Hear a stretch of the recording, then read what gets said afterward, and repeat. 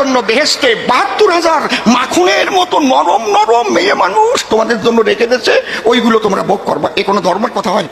এমন একটা ধর্ম সারা পৃথিবীতে নাজেল হয়েছে, সেই ধর্মটার নাম ইসলাম ধর্ম।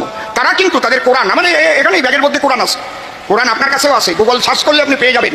আমি একদম পৃষ্ঠা ভালো করে ওখান থেকে ফটোকপি করে করে রেখে দিচ্ছি।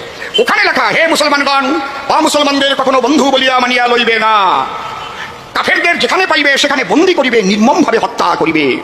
কিন্তু যদি তোমাদের থেকে, কাফেরদের থেকে তোমাদের কোনো ভয়ের কারণ থাকে, তাহলে তাহাদের সঙ্গে তোমরা শান্তি চুক্তিতে আবদ্ধ হও।